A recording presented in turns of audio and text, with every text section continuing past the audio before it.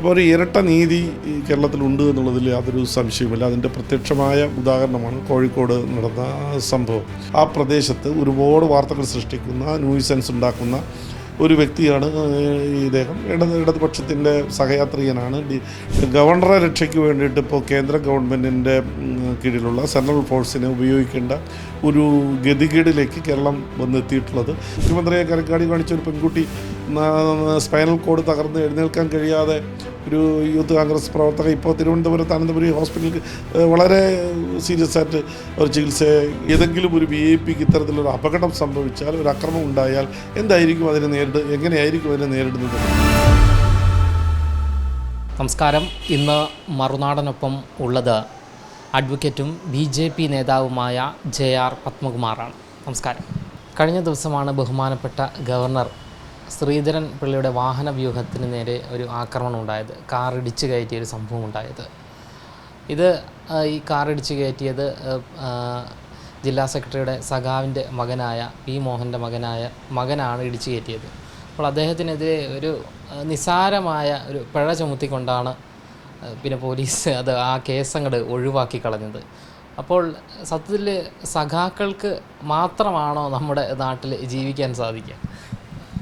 അല്ല, കേരളത്തിൽ നമുക്ക് പൊതുവായി കണ്ടുവരുന്നത് ഈ ഇടതുപക്ഷ ഗവൺമെൻറ്റിൻ്റെ ഭരണത്തിന് കീഴിൽ ഒരു ഇരട്ട നീതി ഉണ്ട് എന്നുള്ളത് വളരെ വ്യാപകമായി ഇന്ന് പൊതുസമൂഹം ഉന്നയിക്കുന്ന കാര്യമാണ്.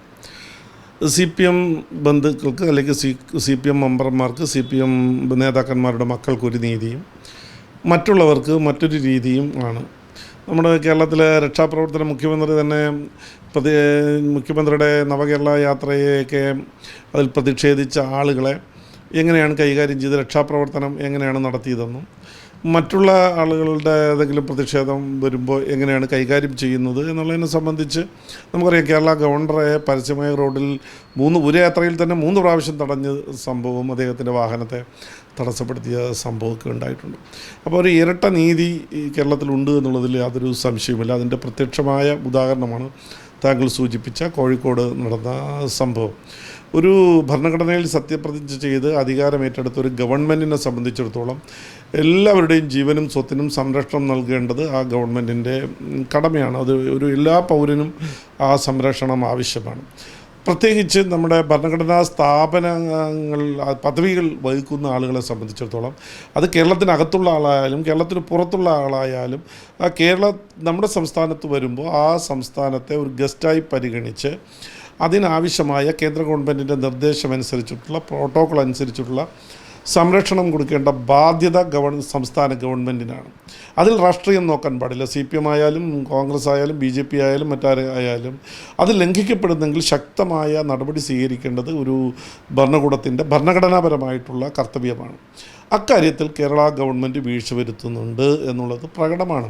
നമ്മുടെ സംസ്ഥാന ഗവർണർക്കെതിരായിട്ടുള്ള നടപടികളെ, ആക്രമങ്ങളെ, പ്രതിഷേധങ്ങളെയൊക്കെ ലഘൂകരിച്ച് കാണുകയും പോലീസ് തന്നെ റൂട്ട് ചോർത്തി കൊടുക്കുകയും എന്നിട്ട് അവർക്ക് അനുകൂലമായി, പ്രതിഷേധർക്ക് അനുകൂലമായി നിലപാട് സ്വീകരിക്കുകയും ചെയ്യുന്ന ഒരു രീതി നമുക്ക് കേരളത്തിൽ കണ്ടിട്ടുണ്ട്. അതുകൊണ്ട് തന്നെയാണ് ഗവർണറെ രക്ഷയ്ക്ക് വേണ്ടിയിട്ട് ഇപ്പോൾ കേന്ദ്ര ഗവൺമെൻറ്റിൻ്റെ കീഴിലുള്ള സെൻട്രൽ ഫോഴ്സിനെ ഉപയോഗിക്കേണ്ട ഒരു ഗതികേടിലേക്ക് കേരളം വന്നെത്തിയിട്ടുള്ളത്. ഈ ഇരട്ട നീതി നടപ്പിലാക്കുന്നതും അക്രമികൾക്ക് ഭരണകക്ഷിയാണെങ്കിൽ പരിരക്ഷ കിട്ടുന്നത് കൊണ്ടാണ് എന്നുള്ളതിൽ യാതൊരു സംശയമില്ല. ഇവിടുത്തെ പ്രശ്നം ഗോവ ഗവർണർ ബഹുമാനായ ശ്രീധരൻ പിള്ള സാർ നമ്മുടെ കേരളീയനാണ്. അദ്ദേഹം കേരളത്തിൽ നിരവധി പരിപാടികൾ കേരളത്തിലെ ജനങ്ങളുടെ ആവശ്യങ്ങൾ അംഗീകരിച്ചുകൊണ്ട് ധാരാളം യാത്ര കേരളത്തിൽ ചെയ്യുന്നുണ്ട്. ഇതുവരെ ഇങ്ങനെ ഒരു സംഭവം ഉണ്ടായിട്ടില്ല. ഇപ്പം ഞാൻ മനസ്സിലാക്കുന്നത് ഇത് കേരള ഗവർണർ ആണ് എന്നുള്ളൊരു ധാരണയിൽ, എങ്കിൽ കേരള ഗവർണറെ ഞാൻ തടയും, ഞാനൊരു വലിയ നേതാവിൻ്റെ മകനാണല്ലോ, ഞാൻ തടഞ്ഞാലും അതിൻ്റെ കോൺസിക്വൻസ് എന്തായിരിക്കുമെന്ന് അദ്ദേഹത്തിന് തന്നെ അറിയാം. അപ്പോൾ അതുകൊണ്ട് അതൊരു വാർത്ത സൃഷ്ടിക്കുന്നതിന് വേണ്ടിയിട്ട് ബോധപൂർവം ചെയ്ത ഒരു ആലോചിച്ച് ഉറച്ചെടുത്ത തീരുമാനത്തിൽ അടിസ്ഥാനത്തിൽ ചെയ്ത കാര്യമാണ്.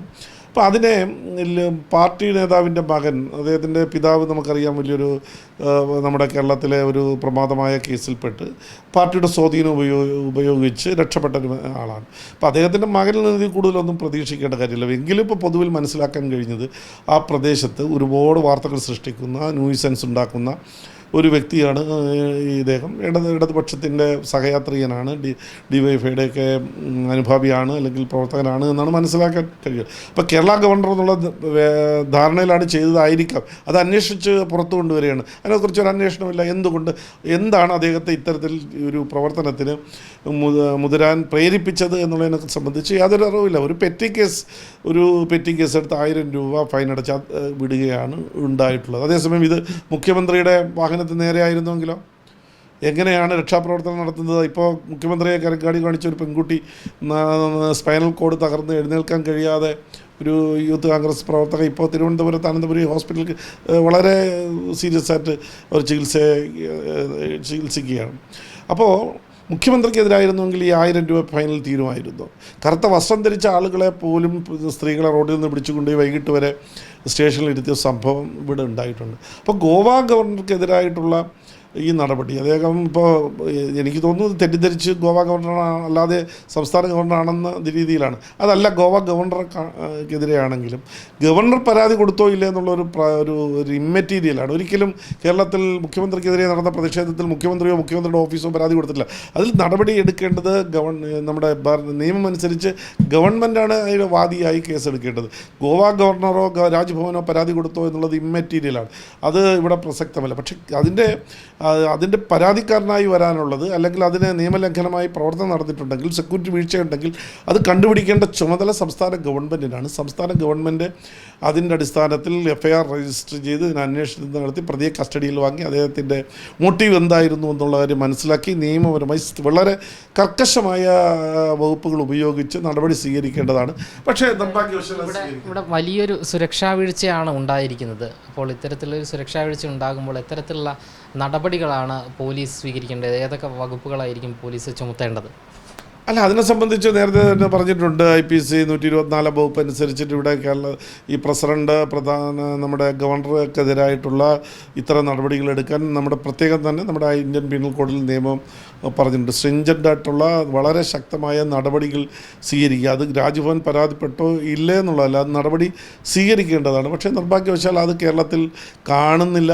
മാത്രമല്ല, ഇതിന് ചുമതലപ്പെട്ട ഒരു VIP മൂവ്മെൻറ്റ്, പ്രത്യേകിച്ച് ഗവർണറൊക്കെ ഒരു ജില്ലയിൽ മൂവ് ചെയ്യുമ്പോൾ അടുത്ത ഏറ്റവും ടോപ്പ് ഒരു കേന്ദ്രമന്ത്രി വന്നാൽ പോലും എല്ലാ സെക്യൂരിറ്റി അറിയിക്കേണ്ട ആളുകളെ എല്ലാം അതിൻ്റെ കോപ്പി അദ്ദേഹത്തിൻ്റെ ഒരു പ്രോഗ്രാം ഷെഡ്യൂൾഡ് അയച്ചു കൊടുക്കുകയാണ് ചെയ്തത്. അപ്പോൾ ഒരു ഗവർണറുടെ യാത്രയെ സംബന്ധിച്ച്, അതായത് VIP മൂവ്മെൻറ്റിനെ സംബന്ധിച്ച് അവിടെയുള്ള SI മുതൽ സ്റ്റേഷൻ ഹൗസ് ഓഫീസർ മുതൽ ബാക്കി മുകളിലോട്ടുള്ള ഇൻ്റലിജൻസ് വരെയുള്ള ആളുകളെ അറിയിക്കുന്നത് പ്രോട്ടോകോൾപരമായും എല്ലാ ഗവർണർമാരും എല്ലാ ഓഫീഷ്യൽസും അറിയിക്കാറുണ്ട്. പക്ഷേ നിർഭാഗ്യം എന്ന് പറയട്ടെ, കോഴിക്കോട് കമ്മീഷണർ പറയുന്നത് ഇങ്ങനൊരു സംഭവം നടന്ന് അറിഞ്ഞിട്ടില്ല, സെക്യൂരിറ്റി വീഴ്ച അറിഞ്ഞിട്ടില്ല, ഞാൻ അന്വേഷിക്കട്ടെ നോക്കട്ടെ.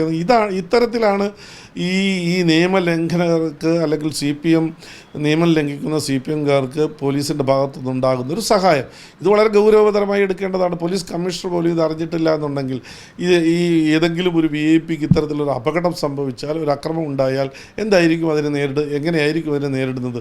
നമ്മൾ കേരളത്തിലെ ഒരു പുതിയ രക്ഷാപ്രവർത്തനത്തിലേക്ക് പോകുന്നു. അത് ആ രീതിയിലാണോ ഇനി ഓരോ ജനപ്രതികളെയും അതുപോലെ VIPകളെയൊക്കെ സംരക്ഷിക്കാൻ ഇവിടുത്തെ സമൂഹം രംഗത്ത് മുന്നോട്ടിറങ്ങേണ്ട ഒരു സാഹചര്യം അനിവാര്യമായി വരുമോ? അതാണ് നമുക്ക് എൻ്റെ മനസ്സിൽ ഉയർത്തുന്നൊരു ചോദ്യം. ഗവൺമെൻറ് രാഷ്ട്രീയം നോക്കി ഈ നീതി നടപ്പാക്കിയില്ലെങ്കിൽ ജനങ്ങൾ ആ സംരക്ഷണം ഏറ്റെടുക്കേണ്ട ഒരവസ്ഥയിലേക്ക് വരും. അതാണ് എനിക്ക് തോന്നുന്നത്. ജനാധിപത്യ രാജ്യമാണ് ഇന്ത്യ. എന്നിട്ട് പോലും നമ്മുടെ നാട്ടിൽ CPMകാർക്ക് മാത്രമേ ജീവിക്കാൻ പറ്റൂ, അല്ലെങ്കിൽ അങ്ങനെയുള്ളൊരു അവകാശം നേടിയെടുക്കാനുള്ള ഒരു ശ്രമഫലം അങ്ങനെയുള്ളൊരു രീതിയിലേക്ക് മാറുന്നുണ്ടോ? ഉറപ്പായിട്ടും അതാണല്ലോ എപ്പോഴും CPM അധികാരത്തിൽ വരുമ്പോൾ ഭരണത്തിൻ്റെ എല്ലാ തലങ്ങളിലും അവരുടെ സെല്ലുകളെ, കോക്കസുകളെ പ്രതിഷ്ഠിക്കുക എന്നുള്ളതാണ്. അപ്പോൾ ഇപ്പോൾ വ്യവസായം ചെയ്യണമെങ്കിൽ, വ്യാപാരം ചെയ്യണമെങ്കിൽ, കൃഷി ചെയ്യണമെങ്കിൽ, തൊഴിൽ ചെയ്യണമെങ്കിൽ, മറ്റേതെങ്കിലും ഇപ്പോൾ സാഹിത്യരംഗത്ത് പ്രവർത്തിക്കണമെങ്കിൽ, ഇപ്പോൾ ശ്രീകുമാരൻ തമ്പിയുടെ കഥയെ കണ്ടല്ലോ, സാഹിത്യരംഗത്ത് പ്രവർത്തിക്കണമെങ്കിൽ, സാമൂഹിക രംഗത്ത് പ്രവർത്തിക്കണമെങ്കിൽ, ഏതെങ്കിലും അധികാര സ്ഥാനങ്ങളിൽ നമുക്ക് അർഹതപ്പെട്ട സ്ഥാനങ്ങൾ കിട്ടണമെങ്കിൽ എല്ലാം കമ്മ്യൂണിസ്റ്റ് പാർട്ടിയുടെ അനുഭാവിയായി മാറിയ, അല്ലെങ്കിൽ അവരോടൊപ്പം നീങ്ങില്ലെങ്കിൽ ഉദ്യോഗസ്ഥന്മാർക്കായാലും ആർക്കായാലും നീതി നിഷേധിക്കുന്ന ഒരു സാഹചര്യത്തിലേക്ക് പോകുന്നു. ഇതാണ് സെൽഫ് ഭരണം എന്ന് പറയുന്നത്. ഇതാണ് പശ്ചിമ ബംഗാളിലും ത്രിപുരയിലുമൊക്കെ കമ്മ്യൂണിസ്റ്റ് പ്രസ്ഥാനത്തെ, പ്രത്യേകിച്ച് CPMനെ തൂത്തെറിഞ്ഞത്. ആ ഒരവസ്ഥയിലേക്ക് കേരളം പോകും. ആ രീതിയിൽ ചിന്തിക്കേണ്ട ഒരു സാഹചര്യമാണ് ഇന്ന് കേരളത്തിലുള്ളത്. കേരളത്തിലേക്ക് ബഹുമാനപ്പെട്ട ശ്രീധരൻപിള്ള വരുമ്പോൾ ഇനിയിപ്പോൾ കേന്ദ്ര സേനയുടെ സഹായത്തോടു കൂടി എത്തേണ്ടി വരുമോ? ഇല്ല, അതൊക്കെ അവിടെ രാജ്ഭവനാണ് തീരുമാനിക്കേണ്ടത്. രാജ്ഭവനെക്കുറിച്ച് അന്വേഷിക്കുന്നുണ്ട് എന്നാണ്. പക്ഷേ ഭരണഘടനാപരമായ ഒരു അധികാരം എന്ന് പറഞ്ഞാൽ സംസ്ഥാന ഗവൺമെൻറ്റിനാണ്. ആ VIP-കൾക്കും അല്ലാത്ത ആളുകൾക്കും അവരുടെ ജീവനും സ്വത്തിനും സംരക്ഷണം കൊടുക്കണം. പ്രത്യേകിച്ചും ഭരണഘടനാ പദവി വഹിക്കുന്ന ആളുകൾക്ക് യാത്ര ചെയ്യാനും അവരുടെ പരിപാടികൾക്ക് ആവശ്യമായ അറേഞ്ച്മെൻറ്റ് ഉണ്ടാക്കി കൊടുക്കേണ്ടത് സംസ്ഥാനത്തിൻ്റെ ബാധ്യതയാണ്. അതവർ നിറവേറ്റും എന്ന് തന്നെയാണ് ഞാൻ പ്രതീക്ഷിക്കുന്നത്.